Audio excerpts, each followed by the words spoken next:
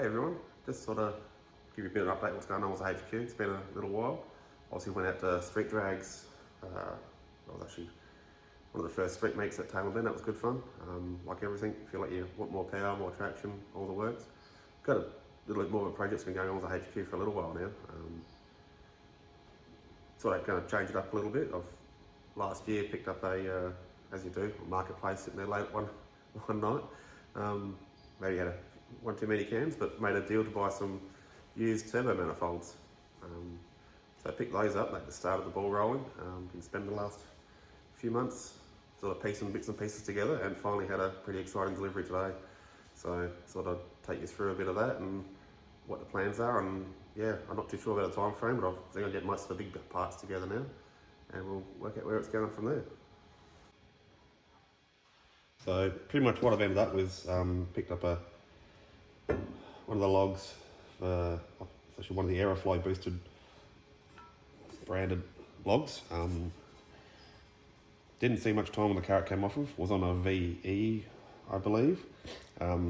Just suits the LS style, passenger side front header. Do have the other manifold and crossover pipe of course, but their up pipe to the turbo isn't going to fit my HQ application, so we're going to have to customise a bit of a V-band set up there onto the back of the turbo. All important turbo. So I picked up a Pulsar, I think it's a 7975G compact. So it's just a smaller turbo, but it's supposed to be rated at 1400 horsepower, which is going to be way more than anything we're going towards. This one's a dual V-band, both sides, which should make it fairly easy to put on. I did get the larger rear housing. It was a 1.06, I believe, I ordered at the time. 1.28, sorry, there we go. It's a huge rear housing. So because I've got the 6.6 litre 402, don't want to have any restriction on the back end if I can help it, so just went fairly large, probably a bit overkill. So I've actually had the turbo sitting here for a little while. Of course you buy a turbo manifold, first thing you buy is the turbo just because you're excited. Well, I do anyway. Got a few stainless bands just for the building the hot side. Couple of V-band clamps, got to work out, finish where it's going to be sitting to order the rest of the pipe work. But of course I've got a VX Commodore ECU in that. Talked to my tuner, they're not real confident in tuning it the way it's going to be able to do what I want it to do. So I'm hoping to set this up for a bit of flex, run at flex fuel, give me some options for tuning later on. And it was a VX ECU, apparently it is doable, it just doesn't do it very well, and that's to run flex fuel. So of course to change that I've had to go for an aftermarket ECU. This one's pretty exciting, probably the first unboxing there. It's a bit of a birthday present to myself as well. Got to use these excuses. So this is actually a Haltech, and I ordered one of the first Rebel LS ones that's coming out. So you can see this is the first one straight off the bat. Of course I've already got some niceties on the car itself. Nice throttle body in it, so I didn't go changing to a drive-by-wire. And I just left it as a standard motion brace work throttle body. But this is the Haltech Rebel LS unboxing video. Out the box, no t-shirt. Alright, so zip tie there so you can find some cutters for that.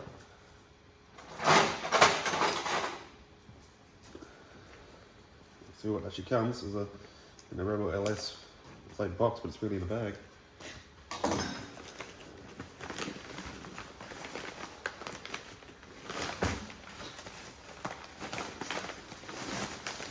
Alright, so few sensors in there. Air temp, it's very similar to the factory GM one. I'm surprised if it actually is.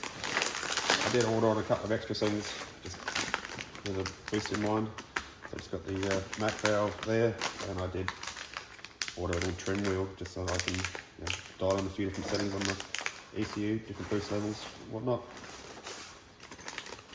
Knock sensor adapter harness. Did have a chat to one of the guys from Haltech about this. Not necessary. Did actually slow my order down for a couple of weeks. I couldn't get the parts to make it up.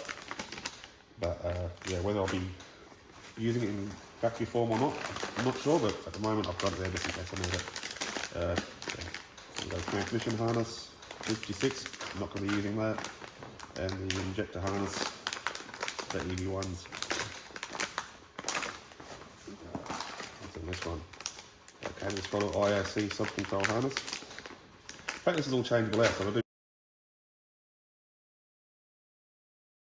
do decide to go to a drive-by-wire swaddle later on, it can all be changed out. Nice thing about these, they give you all the alternator harnesses. So no matter what you've got, or what setup you've got on the back of your alternator, you've got all the options to make it work, which is great. So I've got that one, which it's been a bit of a pain on mine. Oh, yeah, good stuff. See what else in the bag first. The actual main harness next to it.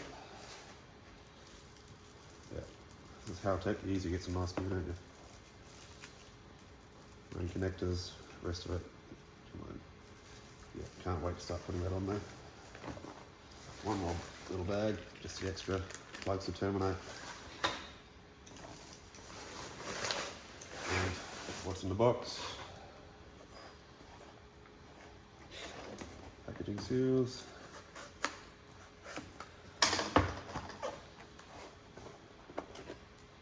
One Rebel LS.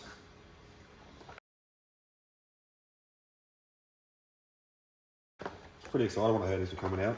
I wasn't too sure what the price point would be at, but I can't believe they've been able to do it for the price they have. Certainly doesn't make it seem reasonable nowadays to put in anything but something like this if you're doing an LS conversion. Antenna for it, tuning cables, or compulsory stickers, and a few lugs, bits and pieces in the box. Yeah, considering what you pay for an ECU, if you don't already have one, a good harness, cost close to $1,500, a cheap harness. It's about the $500 to $600 mark, which is what I ended up buying, which if I wasn't able to fault find it, it wouldn't be running now. They just fucked up the wiring in the harness itself. When talking to the seller, they didn't want to know about it. But yeah, I mean, you look at these things now, they're under 3,000. You get a complete tunable ECU, all the bits and pieces you need, any add-ons, aftermarket support. So much better at that price point. It's pretty hard to justify staying with a factory VX ECU unless you're keeping the motor stock. But yeah, that's pretty much unboxing of the Haltech Rebel LS. Nice bit of kit this looks like. I can't wait to get it in the car. I think I'm going to go through and plan this in a few stages. I've got a fuel system on its way as well.